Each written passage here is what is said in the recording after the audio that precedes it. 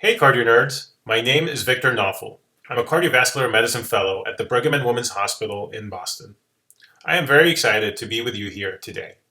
You have just heard from my good friend and colleague, Dr. Deepak Atri, who spoke to you about the basic virology of SARS-CoV-2 and the molecular basis of antiviral therapy.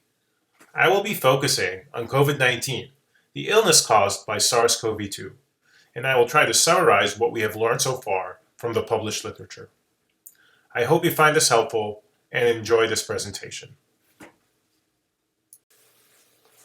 The outline of my presentation is as follows. I will first talk about the epidemiology of COVID-19 and the origin of the epidemic in China, and then discuss the clinical characteristics of COVID-19, focusing on cardiovascular manifestations and outcomes of COVID-19.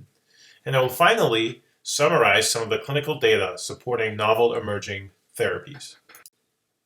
The first cases that contributed to the epidemic date back to as early as December 1st. And as you can see from the figure on the right, most of those cases had some exposure to the Huanan seafood market. Those patients would present to the hospital with a respiratory illness, and the underlying microbiologic workup would be unrevealing. Those cases were labeled pneumonia of unknown cause. And as more of those cases were reported, eventually a cluster of cases was reported to the China National Health Commission on December 30th. That triggered an epidemiologic alert on December 31st. And given prior experience with previous epidemics, such as the SARS epidemic, it was known that fresh markets could be the epicenter of epidemics. And because of that, the Chinese officials decided to close the market on January 1st. And given prior knowledge of the role of animals such as civets in markets being the animal reservoir for animal-to-human transmission, those animals were exterminated by the Chinese officials. Thereafter, on January 7th, the novel coronavirus was isolated. It was not until January 12th that the whole genome sequence was completed and shared with the WHO. The virus was initially called 2019 novel coronavirus, but was later renamed by the WHO as SARS coronavirus 2, or also known as SARS-CoV-2. The first fatal case was reported on January 11th, suggesting that this was a serious respiratory illness. Early on, most of the cases had some exposure to the Huanan seafood market.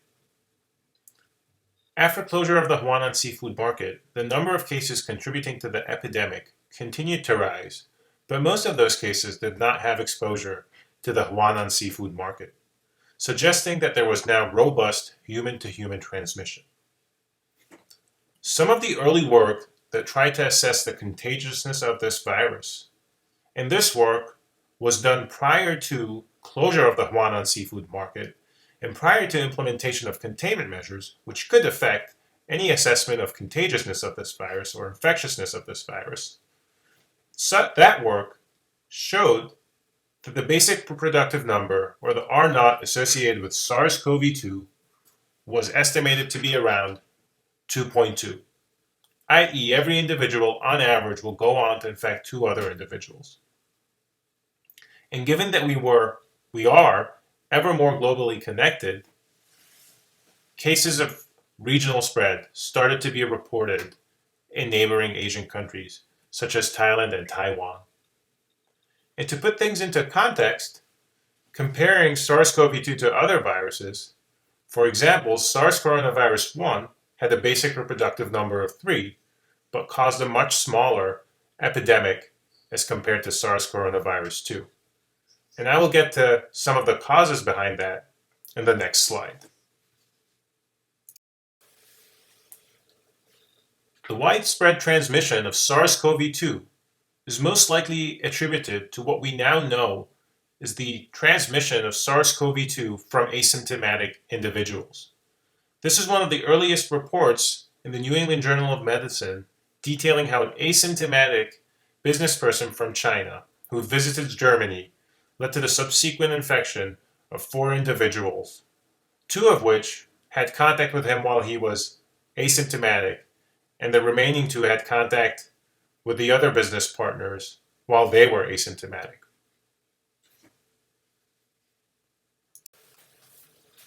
And it is because SARS-CoV-2 is capable of being transmitted from asymptomatic individuals who are infected that it has now become a global pandemic, as declared by the WHO on March 11th. And as you can see from this dashboard provided by the Johns Hopkins University, pretty much every continent except Antarctica has a case of COVID-19. And as of March 28, 2020, there are 662,000 confirmed cases and around 30,780 deaths. How about transmission in the healthcare setting, which is important for us healthcare providers? Early reports from the epidemic in China suggested high rates of nosocomial transmission. In this study of 138 hospitalized patients, 12.3% of patients were hospitalized for another indication and contracted the virus while in the hospital. 29% of those patients were medical personnel who likely contracted the virus while on the job. These are high rates of nosocomial transmission, but reflect patterns early on in the epidemic where potentially infection control protocols were not strictly implemented or followed widely. But this suggests that the virus, in the absence of such measures, is highly contagious and transmissible. Based on data from later in the epidemic released by the Chinese Center for Disease Control and Prevention on February 11, 2020, around 3.8% of all individuals infected with COVID-19 were healthcare personnel. These numbers are lower than the earlier numbers, but still suggest that there's a significant risk of transmission to healthcare providers and highlight the importance of strict adherence to infection control protocols. This is not the case in every country affected by SARS coronavirus 2.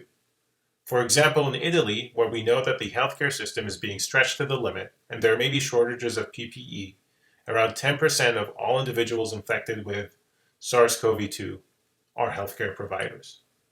This may become relevant in the US given the ever-rising number of cases and the shortages in PPE. Now I will move on to talk about the clinical presentation of COVID-19. From this report in the New England Journal of Medicine, looking at 1,100 patients hospitalized with COVID-19, around 40% of those patients had fever on admission. 90% of those patients developed fever during their hospitalization. It is worth noting that only 40% had fever on admission, and thus using a screening tool that only looks at fever may cause you to miss a lot of cases and may prove to be insensitive. Other common symptoms include a dry cough, dyspnea that usually becomes manifest later during the course of the illness, fatigue, myalgias and arthralgias, and chills. Finally, common cold symptoms such as a sore throat and nasal congestion are less common, and GI symptoms such as nausea and vomiting and diarrhea, which are common with other coronaviruses, are less common with SARS-CoV-2. In terms of the spectrum of illness, around 81% of patients have mild or uncomplicated illness, and some of them are asymptomatic. 14% of patients have moderate to severe illness and may require hospitalization, and some of them would require supplemental oxygen therapy. Around 5% of patients will require ICU level of care, and this is data based on a large series from China. It has been noted that in those patients who get hospitalized, there is fairly a rapid progression. It usually takes a median of 7 days from onset of symptoms for patients to be hospitalized. But within a day, those patients develop dyspnea. Within 2 days from admission, around 27% develop ARDS. And within 3.5 days from admission on average, 39% in this small series of patients were admitted to the intensive care unit. Highlighting that in patients who have a progressive disease, the rate of progression could be rapid, and we should be hypervigilant about their progressive course and be proactive and implement aggressive measures early on. Outcomes in COVID-19 have been shown to be dependent on underlying patient factors. many reports in the literature have suggested higher mortality and more severe disease in the elderly. As you can see in this bar chart, in patients who are 56 years age and older, the proportion of people who died in the hospital was much higher, as shown in the beige bars. In addition, elderly patients were more likely to be admitted to the intensive care unit, as shown in this bar chart as well. In contradistinction, younger adults and adolescents less than 18 years old had very good outcomes. In this study of 171 children less than 18 years old in China, only 3 of those patients were admitted to the intensive care unit, and only 3 required mechanical ventilation. And 1 child with coexistent other medical conditions died of COVID-19. There have also been reports of male preponderance in COVID-19. In this study from China, looking at 1,100 individuals with COVID-19, it was reported that 58.1% were male. It is an interesting finding with no clear explanation at this point. Multiple explanations have been put forth, including possibly different behavioral practices between males and females in China. For example, there's a higher rate of smoking in males in China as compared to females. And as Dr. Atri just mentioned, the ACE2 receptor, which has been hypothesized to have a role in susceptibility to infection, is located on the X chromosome, which could explain or lead to a gender heterogeneity in expression, and thus could explain some of the differences in male and female predisposition to COVID-19. There's also, interestingly, data from other coronaviruses, such as the MERS coronavirus, also suggesting a higher likelihood of infection in males than females. It was 3-fold higher, for example, for MERS coronavirus. That was not the case for SARS coronavirus 1. Cardiovascular comorbidities play a significant role in determining outcomes in patients with COVID-19. And those patients with cardiovascular comorbidities, such as hypertension, diabetes, or CAD, were more likely to have severe disease. Obviously, patients with underlying pulmonary disease, such as COPD, were also more likely to have severe disease. And when looking at patients with pre-existing cardiovascular disease, or hypertension, or diabetes, as seen in the bar chart on the right, we find that those patients have a much higher mortality as compared to other patients who do not have those comorbidities. Given the reports of poor outcomes in patients with hypertension and COVID-19, there has been interest in examining the role of antihypertensive therapy, and especially RAS inhibitors, and poor outcomes in COVID-19. And as Dr. Atri just mentioned, ACE inhibitors and ARBs have conflicting data that show at times a protective effect in patients with COVID-19, and at other times potentially a harmful effect where they may increase susceptibility to infection. The overall effect remains unknown.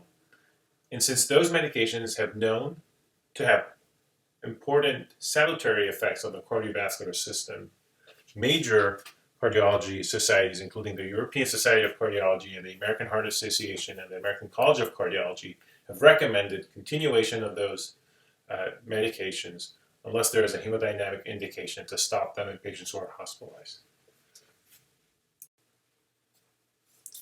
Next, cancer patients who frequently have comorbid cardiovascular disease have increased susceptibility as well as poor outcomes in COVID-19. As you can see from the data presented here, cancer patients, even those who are survivors of cancer or those who have active cancer, are more likely to have poor outcomes, including need for ICU admission, mechanical ventilation, or death. And in this study, the prevalence of cancer among COVID-19 cases was 3 times higher than the prevalence of cancer in the overall Chinese population, suggesting that cancer patients are more susceptible to infection with SARS coronavirus 2.